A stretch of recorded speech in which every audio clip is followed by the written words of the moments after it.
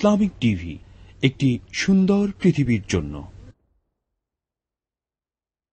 এখন প্রচারিত হচ্ছে বিষয়ভিত্তিক সাক্ষাৎকারমূলক ম্যাগাজিন অনুষ্ঠান লিডারবিট। অনুষ্ঠানটির গ্রন্থনা, উপস্থাপনা ও পরিচালনা রয়েছেন নুরুজ্জামান সান্টু। প্রিয় দর্শক, আমরা গত পর্বে প্রচার করেছি একজন বিশিষ্ট ইসলামী চিন্তাবিদ জনাব লুৎফর রহমান ফারুকের ইন্টারভিউ। এই ইন্টারভিউটার পরে পুরো বাংলাদেশ তথা দেশের বাইরে থেকে অনেক ফোন এসেছে। অনেকেই এই তার বক্তব্য সম্পর্কে জানিয়েছেন, অনেকে উৎসাহ প্রকাশ করেছেন এবং অনেকেই এই অনুষ্ঠানটা আবার পুনঃপ্রচার করারও অনুরোধ জানিয়েছেন। তো সেই অনুরোধের পরিপ্রেক্ষিতে আমরা পুনঃপ্রচারে না গিয়ে আমরা সরাসরি সেই লুৎফর রহমান ফারুকের সাথে আবার কথা বলছি যে বিভিন্ন পত্রপত্রিকায় আমরা ইসলাম সম্পর্কে আমরা আপনার সেই বক্তব্যগুলো আমরা দেখেছি এবং এই ক্ষেত্রে এখন আমি প্রশ্ন করছি যে আবারও কি আমাদেরকে আপনার যে আহ্বান এ সম্পর্কে কি জানাবেন?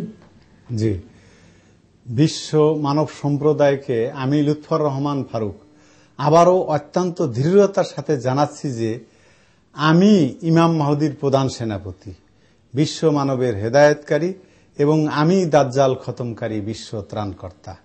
ইমাম মাহদী হলেন মোহাম্মদ হুজ্জাতুল্লাহ সাল্লাল্লাহু আলাইহি সাল্লাম। আমার আহ্বানে সাড়া দিতেই হবে। আমি আমার পালনকর্তা হতে বিশ্বের সব সম্প্রদায়ের সব মানবের জন্য নির্ধারিত।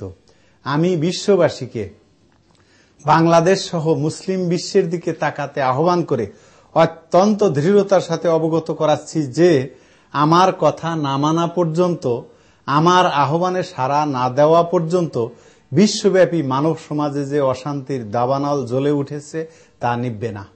মানুষের নৈতিক চরিত্রের পদস্খলন হয়েছে। নৈতিক চরিত্রের পরিবর্তন ঘটায়ে পুনরায় মানব চরিত্রে দাঁড় করাতেই আমার আবির্ভাব। আমার প্রতিপক্ষরা আমার আহ্বানে সাড়া দেবে না। আমার প্রতিপক্ষ হল দাজ্জাল ও ইয়াজুজ মাজুজ। বর্তমান বিশ্বের লোক সংখ্যার 10 ভাগের 9 ভাগই ইয়াজুজ মাজুজ। তাই তো বিশ্বব্যাপী এত মারামারি, হানাহানি। এই ইয়াজুজ মাজুজ ধ্বংস করতে শীঘ্রই ধেয়ে আসছে ভয়াবহ ভূমিকম্প, যার মাত্রা হবে কতক এলাকায় রিক্টার স্কেলে 9 পর্যন্ত। ইমাম মাহদীর কাজ শেষ হতে পৃথিবী হতে প্রায় 4 ভাগের 3 ভাগ লোক শেষ হয়ে যাবে। আপনি তো এই বিশ্বের জন্য, ইসলাম প্রচারের জন্য আপনি আবির্ভূত হয়েছেন, আপনি অতীতে বলেছেন। এখন আমার প্রশ্ন হচ্ছে, আপনার এই আবির্ভূত হওয়ার কারণটা কি? আমি বিশ্ববাসীকে আবারও অবগত করাচ্ছি যে আমি লুৎফর রহমান ফারুক, ইমাম মাহদীর প্রধান সেনাপতি এবং আমি বিশ্ব ত্রাণকর্তা। আমার আবির্ভাবের মূল উদ্দেশ্য হল কুরআন কারিমের সূরা নিসার 159 নং আয়াত মোতাবেক পৃথিবী হতে সাম্প্রদায়িকতাবাদ, বর্ণবাদ সবই নিপাত যাক, গড়ে উঠুক একটি সুষ্ঠু সুন্দর মানব সমাজ, যার মাধ্যমে প্রতিষ্ঠিত হবে বিশ্বব্যাপী শান্তি, যার আরবি শব্দ ইসলাম। আচ্ছা, বর্তমানে এই যে জঙ্গিবাদ চলছে, যে ইসলামের নামে জঙ্গিবাদ হচ্ছে বিশ্বের অনেক জায়গাতে, এই সম্পর্কে আপনার অভিমত কি?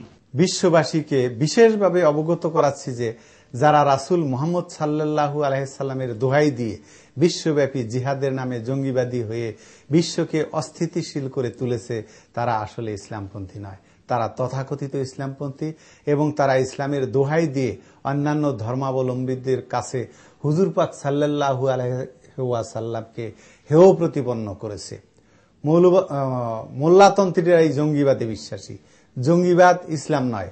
জঙ্গিবাদ হল ইসলামের তথা নবী দৌহিত্র ইমাম হোসেনের মস্তক কর্তনকারী কুখ্যাত সন্ত্রাসী ইয়াজিদবাদ তথা কুফরিবাদ।